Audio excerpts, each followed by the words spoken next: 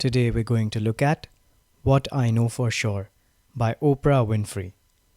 Collected life lessons from Oprah's popular column. What's in it for you? Learn how to be truly content from one of the world's most influential figures. What do you know for sure?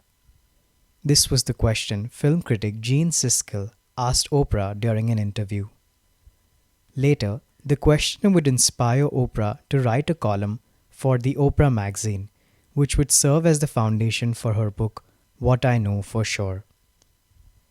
The following minutes take you through significant and trying times in Oprah's childhood and adult life, from her mother's pregnancy to a health scare that woke her in the middle of the night. Understandably, such hardships have a long-lasting impact.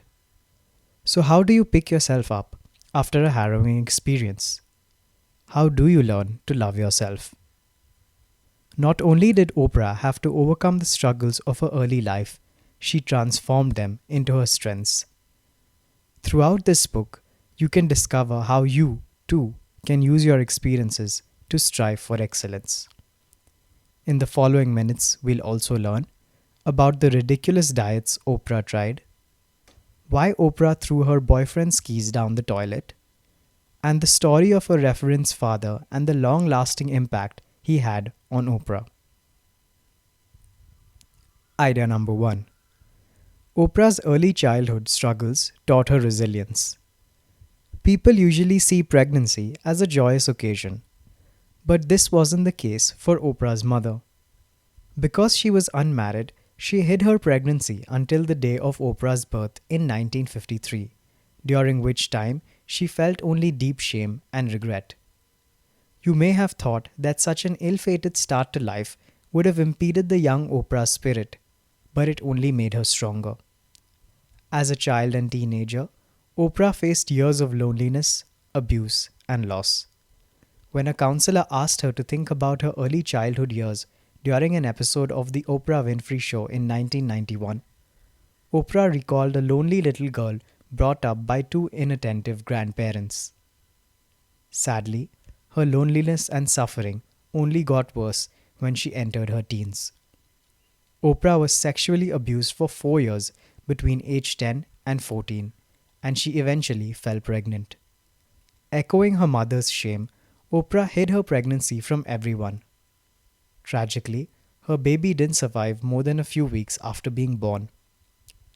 Though she experienced incredible hardship early on, Oprah believes that's what it eventually made her so successful. In her opinion, the loneliness that gnawed at her as a young child taught her the importance of being self-sufficient. She learned that no one else was going to take care of her, and so she would have to fend for herself. She also learned that happiness was something for which she couldn't depend on others. She would have to achieve it on her own. To underpin all this, Oprah believes that determination and an open mind will enable you to overcome your most difficult struggles and turn them into your greatest strengths. There is one irrefutable law of the universe.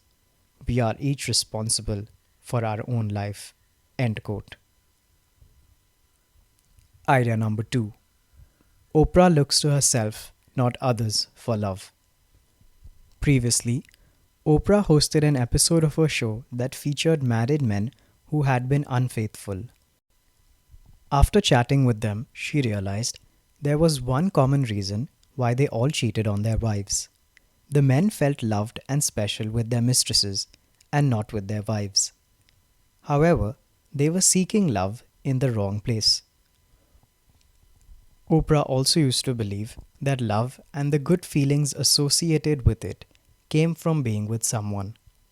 When she was in her 20s, Oprah was constantly gauging her self-worth based on whether a man loved her and how much he loved her. Just like the cheating men on her television program, she was looking for validation through someone else. Despite being successful in other areas of her life, especially career-wise, Oprah felt like she was nothing if she didn't have the love of a man. Her neediness for a man's love and attention got so dire that once she tried to stop a boyfriend from walking out on her by throwing his keys in the toilet. Instead of depending on others, we need to focus on ourselves as our source of love and self-worth. Oprah believes that you possess the power to give yourself affection and care. The truth is that no one else can change the way you feel about yourself or boost your value and worth. You're responsible for your life, which means that you're responsible for loving yourself and convincing yourself that you matter. In a practical sense, this means that you should stop waiting around for a partner to make you feel special. Rather, you should look inward and learn to love yourself. Remember that God has provided you with the ability to love yourself the way that you deserve. Idea number 3. Oprah's secret to loving her body comes from the power of gratitude. The power of gratitude is a concept in which Oprah has always strongly believed. For more than a decade, she wrote 5 things for which she was grateful in her gratitude diary every day. But just like us, Oprah sometimes found it difficult to appreciate what she had and focused instead on what she didn't have. One consistent aspect that Oprah has difficulties feeling gratitude for is her own body. For 20 years, Oprah battled with body and weight issues, trying a slew of ridiculous diets: the egg diet, the cabbage soup diet, even the hot dog diet. She wasn't being appreciative of having a healthy body and was focusing instead on areas she thought were problematic. Was she eating too many calories? Was she going to the gym enough? Would she be able to fit into this or that garment? But after years and years of experimenting with diets, battling self-doubt and binge eating, something happened that would change the way Oprah viewed her body. Lying awake in bed one evening, she started to feel her heart beat rapidly. The palpitations went on for 6 months, and her doctors were perplexed as to what was causing them. In light of this health scare, Oprah realized that she had been taking her health and well-being for granted. She should have been grateful for her heart, eating healthy foods and exercising to nourish it. But instead, she was preoccupied with her dress size and the way she looked. From that day on, Oprah swore that she would show gratitude to her body and her life and stop concerning herself with her imperfections. With this positive new perspective, she was able to love the image she saw reflected in the mirror. Idea number 4. Oprah was able to reach her full potential by overcoming her fear of judgment. Given all the successes she's achieved in her life, it would seem that Oprah exemplifies someone who has reached their full potential. But Oprah herself doesn't agree with this claim, and she is still on the hunt for new ways to improve. One thing that Oprah does agree with is that no matter your age, you should never let fear stop you from becoming the best version of yourself. As a young girl, Oprah was afraid of people not liking her, and that fear stopped her from realizing her full potential earlier. One exemplary moment comes from her childhood, when her 3rd grade teacher complimented her on a good homework report. Instead of feeling happy, young Oprah was filled with fear that her classmates would consider her achievement a display of arrogance. This was her number one fear for many years to follow. The fear that other people might consider her arrogant manifested in her weight gain. The weight gain was a subconscious effort to reassure others that she was just like the rest of them and not so special after all. That is, not arrogant. Having lived in the shadow of people's judgment, Oprah has come to see that we need to cast those doubts and fears aside if we want to get the most out of life and ourselves. By hiding her talents, Oprah could never win. Either she would be too much for some or not enough for others.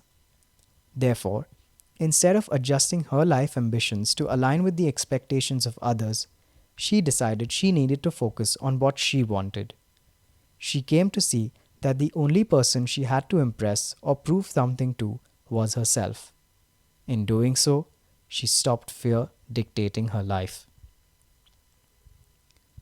Whatever you fear most has no power. It is your fear that has the power. End quote. Idea number 5.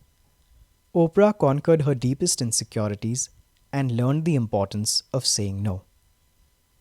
When Oprah first started hosting her show, she struggled to deal with the expectations people had of her. Fans would show up regularly to the studio and seek her help, including runaway children and women who had been abused. Oprah tried to help everyone, but she soon became overwhelmed by all the commotion, eventually realizing that she had to start turning people down. This realization came when Oprah took a moment to remove herself from the situation to consider why she was pushing herself to help an impossible amount of people. The reason she found out was because she wanted to be liked. Or more accurately, she was afraid that people wouldn't like her if she told them no. This fear stemmed from her troubled childhood. The abuse she endured had disabled her ability to put up boundaries with people. Due to having her boundaries violated, Oprah was unknowingly allowing others to walk all over her in adulthood too. She needed to be liked and for people to see her as a good person, which is why she agreed to every request that came her way. She was also fearful of making people angry with her. Once aware that it was fear making her say yes all the time, Oprah knew she had to make some changes. To escape from the fallacious belief that being a good person means always saying yes, Oprah had to accept that she was kind and well-natured even if she refused people's requests. She started saying yes to activities only when she really wanted to, letting her heart guide her in the decision-making process. She acted according to whatever felt right, whether that meant saying yes or saying no. Idea number 6. Oprah's pursuit of excellence and her goal to get people to vote are informed by racism. Oprah's birthplace, Mississippi, was known for being home to the highest number of lynchings of black people of any American state. Segregation was a common facet of everyday life there, but despite this racism, young Oprah managed to find flickers of inspiration during bleak times. First, the 1950s and 1960s were a period when black adults were hopeful that their children's futures would be bright. In 1954, for example, the same year that Oprah was born, the Supreme Court decreed that African Americans would have the same rights to education as white Americans. This access to education was further emphasized by civil rights activist Jesse Jackson coming to Oprah's school in 1969. Jackson told Oprah and the rest of her school that one must pursue excellence to defeat racism. Oprah wrote Jackson's words down and stuck them to her mirror, where they stood as a reminder for her to become the best person she could be. Some years later, when Oprah was in her 20s, a Cleveland preacher by the name of Reverend Otis Moss Jr. told her a story that would inspire her greatly. The Reverend recounted that his father, a poor sharecropper, also endured the humiliations and disenfranchisement that his own father and his father's father experienced. In the sharecropper's lifetime, however, black people were finally given the right to vote. On his first ever voting day, the Reverend's father donned his best suit and walked 15 miles to encounter one polling station after the next, refusing to let him vote. Disheartened, he gave up after a while and passed away before the next election came around.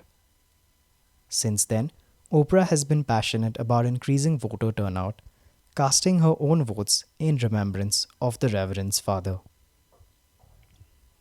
Final summary. The key message in this book is, no matter how badly you believe life is treating you, there is no real benefit to blaming the world for your problems. As Oprah did, you need to realize that it's your responsibility, not the job of others, to bring happiness, love, encouragement, and opportunities into your life. Actionable advice. Dance as if no one's watching. Oprah was lucky enough to find herself dancing on stage one day with the legendary Tina Turner. In the beginning, she was afraid that she would mess up her dance routine in front of such a large audience.